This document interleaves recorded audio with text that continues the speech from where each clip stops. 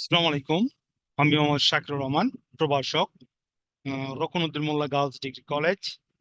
আজকে আমার ইউটিউব চ্যানেলের ক্লাসের সাবজেক্ট হচ্ছে হিসাব বিজ্ঞান নীতিমালা 2022 সালের বোর্ড কোশ্চেন সলিউশন হিসাব বিজ্ঞান বিভাগের। তো 2022 সালের পার্ট বি এর 3 নম্বর কোশ্চেন ছিল আহ, সমন্বয় জাবেদা। 3 নম্বর কোশ্চেনটি একটু লিখি আমি।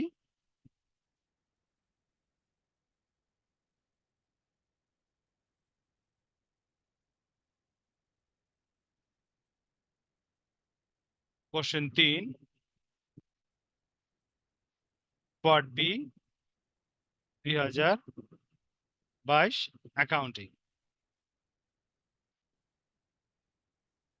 অ্যাকাউন্টিং কোশ্চেনটা ছিল আমার না, সমন্বয় দাখিলা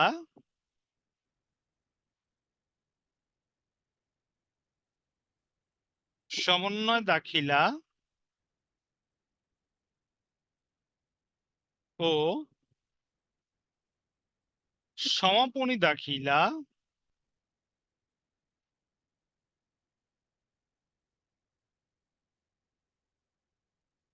দাখিলার মধ্যে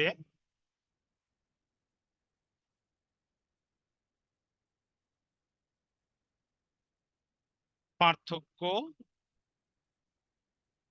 দেখাও। ওকে, কোশ্চেন ছিল আমার এটা। তো 1 নম্বর পয়েন্ট হইতেছে আমার এখানে সংজ্ঞা। তো প্রথমে আমরা আলোচনা করি সমন্বয় দাখিলা কি। হিসাবকাল শেষে বকেয়া আয়, বকেয়া ব্যয়, অগ্রিম আয়, অগ্রিম ব্যয়, অবচয়, অনাদায়ী পাওনা, অর্থাৎ যে সকল হিসাব সমূহ উক্ত হিসাবকালের মধ্যে লিপিবদ্ধ করার দরকার ছিল কিন্তু এই হিসাবগুলো লিপিবদ্ধ করা হয়নি, তা লিপিবদ্ধ করার জন্য যে দাখিলা দেওয়া হয় তাকে বলা হয় সমন্বয় দাখিলা। এখন আমরা আলোচনা করতেছি সমাপনী দাখিলা কি। হিসাবকাল শেষে আয় ব্যয় হিসাব সমূহ এবং লাভ বা ক্ষতি বা আয় বিবরণীতে স্থানান্তর করার জন্য যে জাবেদা দাখিলা দেওয়া হয় তাকে বলা হয় সমাপনী দাখিলা। আমি সমাপনী দাখিলাটা আবার রিপিট করতেছি। হিসাবকাল শেষে আয় সমূহ, ব্যয় সমূহ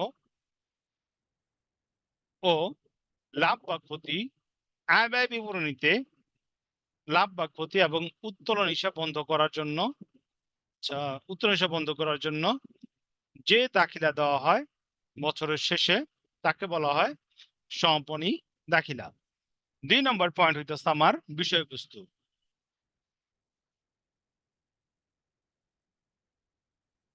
বিষয় বস্তু র মিলের বাইরে লেনদেন সমূহ জাবেদা করা হয় সমন্বয় দাখিলার মাধ্যমে, আর সমাপনী দাখিলার মাধ্যমে র মিলের ভিতরে এবং বাইরে লেনদেন সমূহ সমাপনী দাখিলা দেওয়া হয়। 3 নম্বর পয়েন্ট হচ্ছে আমার সময়। সমন্বয় দাখিলা দেওয়া হয়, সমন্বয় দাখিলার পূর্বে জাবেদা বা দাখিলা দেওয়া হয় এবং সমন্বয় দাখিলা করার পর সমাপনী দাখিলা দেওয়া হয়। সমন্বয় দাখিলার পর সমাপনী দাখিলা দেওয়া হয়। 4 নম্বর পয়েন্ট হচ্ছে আমার ফলাফল। ফলাফল সমন্বয় দাখিলা আয় ব্যয় হিসাবভুক্ত হয় বলে প্রকৃত লাভ ক্ষতি বের করা যায় এবং সমাপনী দাখিলার মাধ্যমে যেহেতু মুনাফা জাতীয় আয় ব্যয় গুলা কি করা হয়, সমন্বয় দাখিলার মাধ্যমে কি করা হয়, বন্ধ করা হয়।